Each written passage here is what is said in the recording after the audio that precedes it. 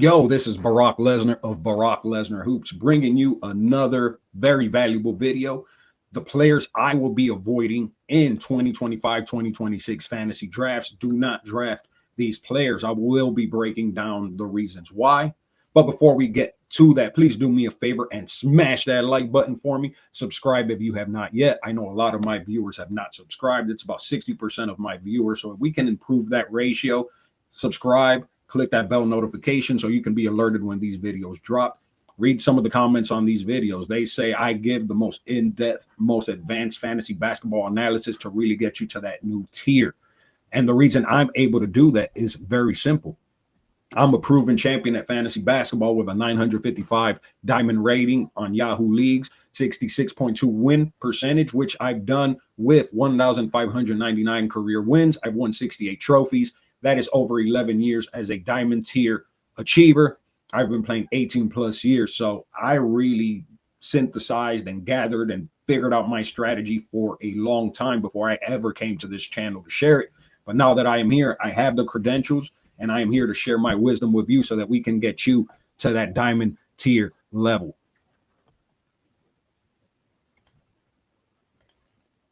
So the three fatal flaws that a lot of the players on this list share is an availability crisis. So games played under 50, that's draft capital that you wasted, especially if you burned a top pick.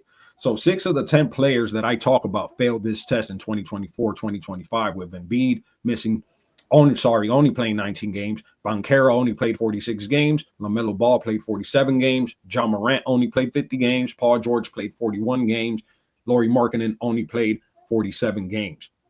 Other players on this list are here because they are efficiency disasters. I value players with a high field goal percentage and a high free throw percentage when possible. And if I have to be bad at one, I want to be elite at the other. So field goal percentage under 43% destroys that category for you. 3 of the 10 players that I discussed shot horribly in 2024, 2025. Those players being LaMelo Ball, who shot 40.5%, terrible. You also have Jalen Green, who only shot 42.3%, and you have Lauri Markkanen, who shot 42.3%. Julius Randle in the past has had some questionable field goal percentage, but last year shot 48.5%, but he is a defensive liability.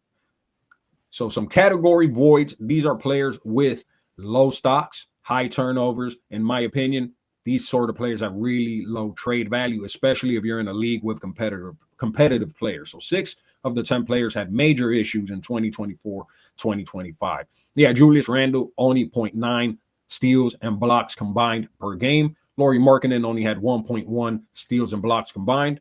Jalen Green only 1.2 steals and blocks combined.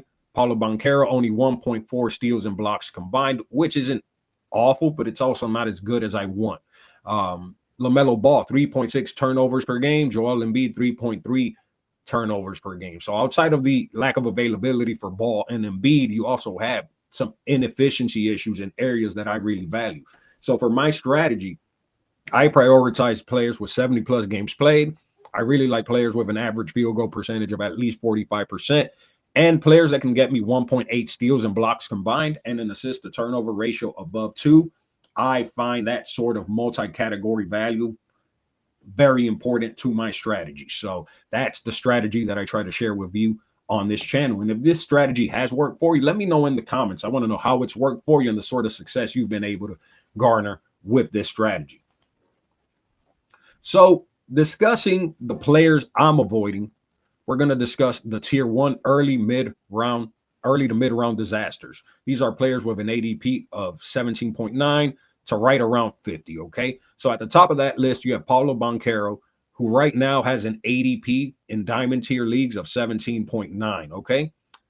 He only played 46 of 82 games last season. Could have been a fluke.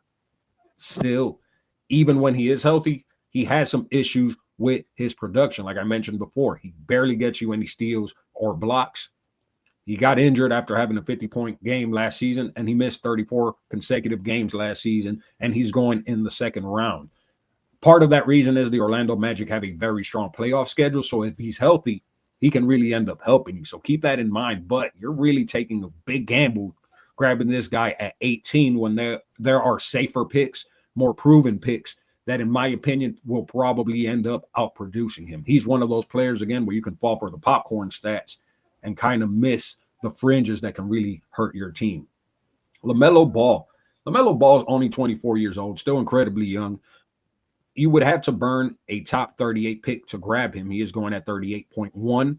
Last season, he only played 47 of 82 games, and he only shot 40.5% from the field, which is the worst field goal percentage amongst high usage guards. So 25 points per game on that efficiency is terrible. He only played 105 of his last 246 games he was eligible to play, which is 43% over 3 seasons. So his field goal percentage is even lower than his already low availability.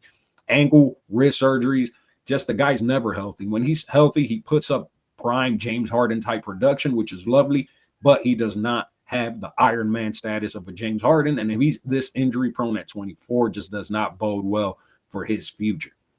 You can do worse than LaMelo Ball at pick 38, but if he's going to play 40% of the season, do you really want to deal with that headache? And will Charlotte even be good enough this season where they'll be playing him during the fantasy basketball playoffs? I personally think not.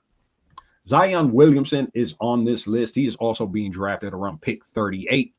Last season, played 30 of 82 games. He did score 23.3 points per game. He does on very high field goal percentage. The free throw percentage is not great, which I don't like. He does have the ability to get you some steals and blocks. Zion is truly on this list due to his lack of availability. Hamstring strain ended his season, only 185 of 410 career games. So slightly more available than LaMelo Ball. He does look like he's in great shape this season, which I'm a fan of. It looks like he's lost a lot of weight, and that might help with his availability. He's an elite talent, but his availability has just not been there. Grabbing him at the 4th round at an ADP of 38.9, you're really taking a gamble. The upside is there, but the risk is high. I personally will probably target other players. I might target someone like Jaren Jackson Jr. around 38, even though he might miss the first few weeks of the season. His ability to get me those blocks, those ability to get me those steals, he has that offensive potential, and he's going to be a much better free throw shooter than Zion Williamson. They both have availability concerns, but his profile just fits much better with my team structure. Ja Morant, age 26, ADP of 40.2. I have concerns with him as well. Only played 50 of the last 82 games. Though he is a quality scorer, he had 2 hip injuries in 2024, 2025, has played only 59 games over the last 2 seasons, and he has a high turnover rate at 3.7, doesn't provide any blocks. He just hasn't been healthy enough, and when he is healthy, he does not help me in the steals, the threes, the blocks, the efficiency where I need it to really value him. If I had to pick between a Ja Morant or a Fox, I think I'm going to go with Fox. So Ja Morant, I probably won't be targeting him, especially not burning a top 40 pick until I see him have a full season of productivity. Then at that point, I might consider him. Joel Embiid is also on this list with an ADP of 48.1, only played 19 of 82 games last season, a disaster of a season. He did get you 24 points per game when he played, but he is an availability nightmare. 23% of the season is what you got out of a guy you had to burn a top first-round pick on. That is absolute bonkers. He never plays back-to-back. He had knee surgery April 2025, and he's 31 with degenerative knee issues. 5th round might be an insane reach for someone who's very unlikely to play a large part of the season. I'm not gambling on either his health or his availability or the fact that the 76ers likely won't be good enough to even be playing a guy like Joel Embiid towards the end of the season when you need him most in the fantasy basketball playoffs. Lauri Markkanen is a dual disaster. Efficiency creator, only 42.3% from the field, 34.6% from 3, which is below average. Provides no steals and blocks, only 1.1 steals and blocks combined. And with Utah tanking to a ridiculous degree, to a degree so high that they were actually fined for it, I think I'm going to pass.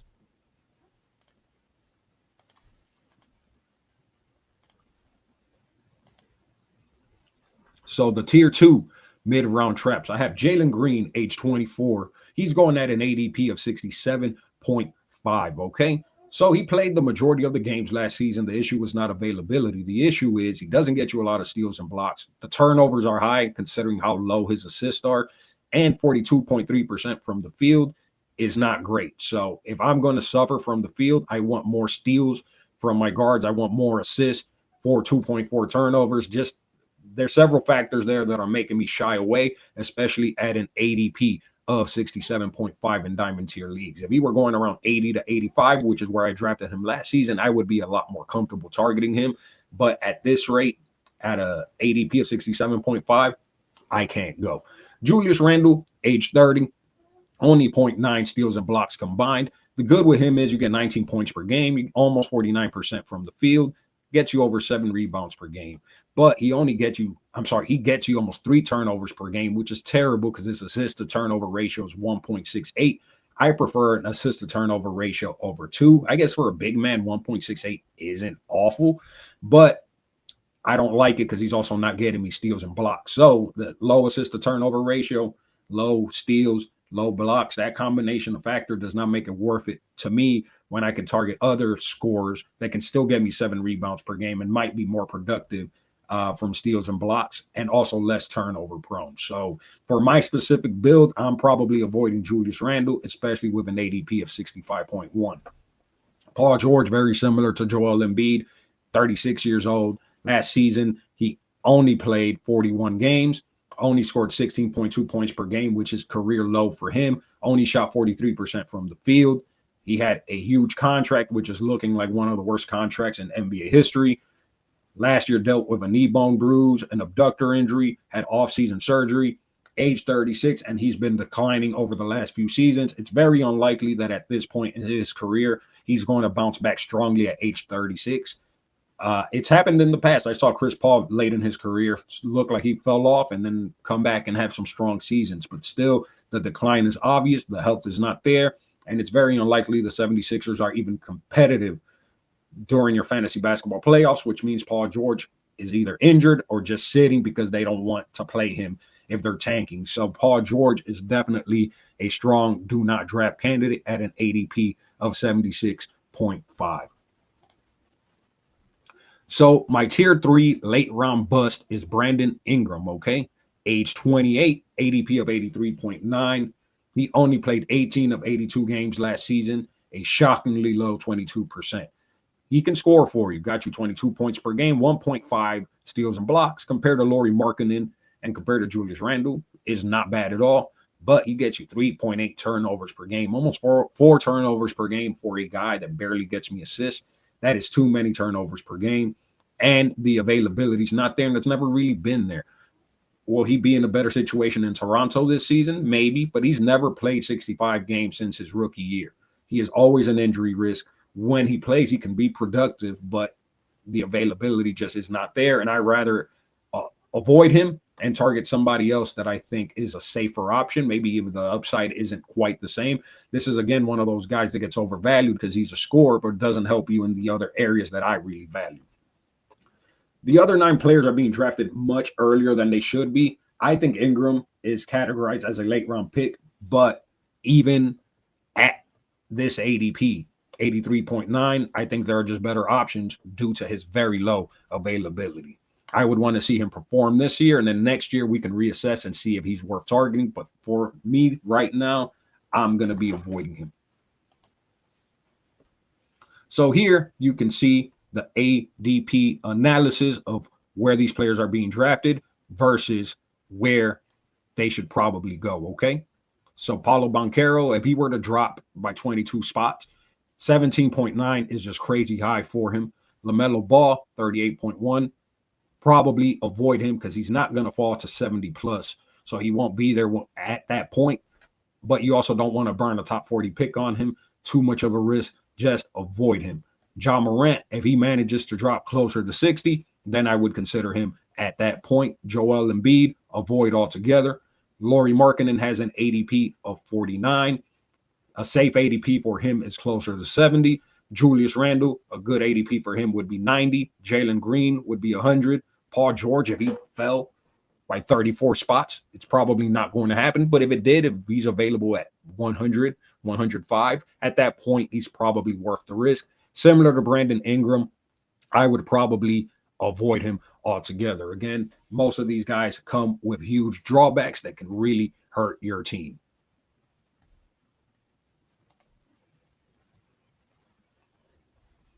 So we want to use pattern analysis, our championship traits versus our bust traits, okay? So the target players will have availability of 70 plus games, efficiency above 45, defensive value of 1.8 steals and blocks or higher combined.